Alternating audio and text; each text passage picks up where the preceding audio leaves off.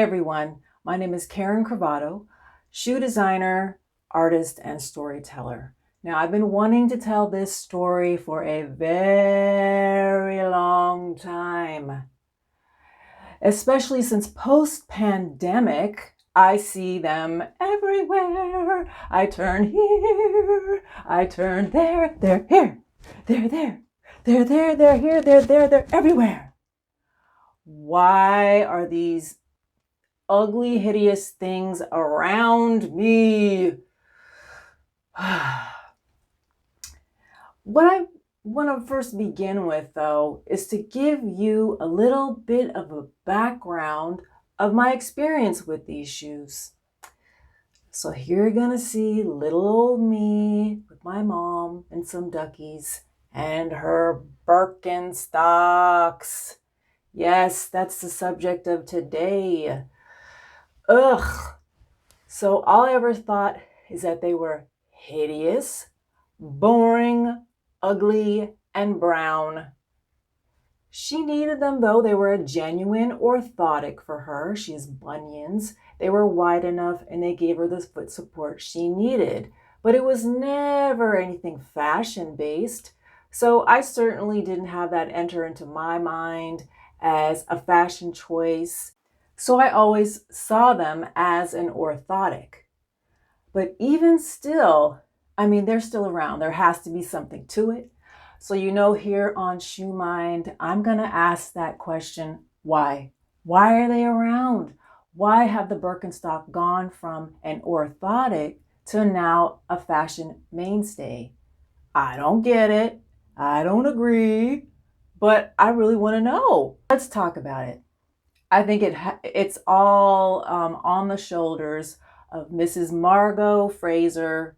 She is the person who in 1966, she brought the Birkenstock back from Germany to the United States.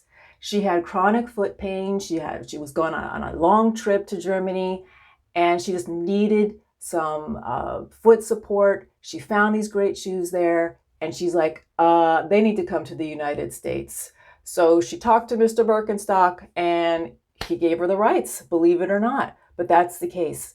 So she went back to the Bay Area, interesting, where she lived, and then started to try to sell Birkenstocks into your everyday shoe store. They were like, nah, I don't think so. They didn't get it. She had a little bit of burst of imagination. Her friend said, hey, why don't you just go ahead and sell it maybe at this health food convention? So she goes ahead and she does it and she gets the okay. So here we go, you guys. This is the connection between the Birkenstock and the hippies and the counterculture, because the Birkenstocks were available for the first time in health food stores. Who were going to health food stores? Hippies and anybody who was involved in that sort of new youth culture mindset. So especially counterculture. Now think about when there's a subculture, which is just a smaller, grouping of people that like to do things their own way. But then a counterculture is a group of people who want to go against the mainstream. So the hippies had their own ideas. They wanted to be anti-establishment, anti-capitalism, anti-fashion. They didn't care how, the everyday, 1950s, 60s family, grew up looking like. They don't want to look like that. They wanted to look like the opposite, themselves, free, flowing, natural. The Birkenstock is sustainable. It's made of all natural materials, that cork footbed that is hard as hell. Now think about it too with that adjustment to that orthotic, it does require pain. That's why when I tried them on as a kid, I was like, no, those are painful besides them being ugly. So there does take a period of breaking into this shoe. So it's almost like you have to be part of this tribe that's like willing to, go against this idea of a comfort shoe that will just be easy peasy, lemon squeezy, just put your foot right in and you're ready to go. You kind of have to go through some pain in order to reap its benefits. Think about the counterculture, kind of go against the grain. It's a little bit painful. So this is when you get to really assert your independence. Now we've got to go a whole generation ahead, from the 1960s to the 1990s. Here we are, Miss Kate Moss, the anti-model, Miss Heroin Chic, wearing some Birkenstocks.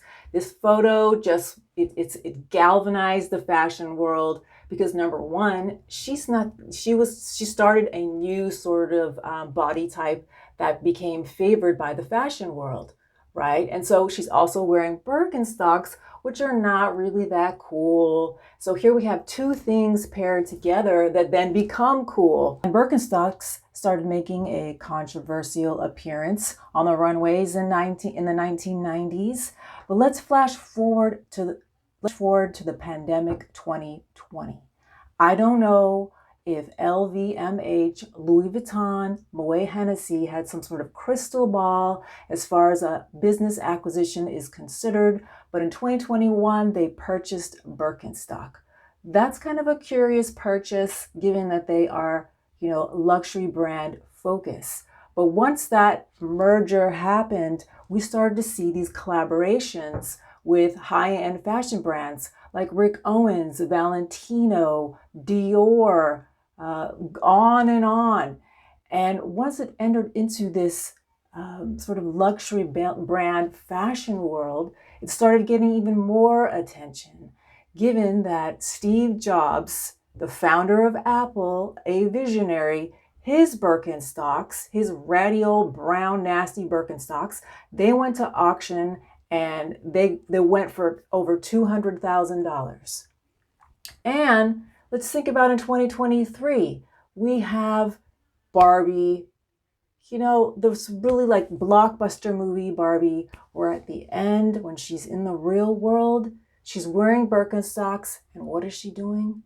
She's going to the gynecologist. Wow, this is the ultimate because you guys, Birkenstock is built on health. She's going to the gynecologist. That's taking care of your own health.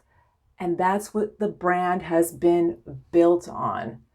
So let's just do a little rundown here and a recap of Birkenstock. Yeah, number one, 250 years old. Number two, first arch support. Number three, Margot Fraser. Definitely noteworthy that she was a female business owner in the 1960s. Then we have number four, we have the Counterculture Association with Birkenstock. And then finally we have Birkenstock merging inside the world of luxury brands. And that's when it reaches the apex and everybody wants it. Even more, people who didn't really know so much about it, people who didn't have any, foot needs or anything like that, now they are the fashion go-to. No longer relegated to the world of anti-fashion. It's just part of the mainstream. So you guys, I'm blown away actually about this research into Birkenstock because somebody needs to give me a pair for free. Maybe I might, try it out, but no, I won't. Just kidding. I won't. But I have a tremendous amount of respect for the brand and for what they stand for. So, wow, 100 across the board with Birkenstock. So I look forward to just jumping into such another amazing topic, and I will see you guys soon.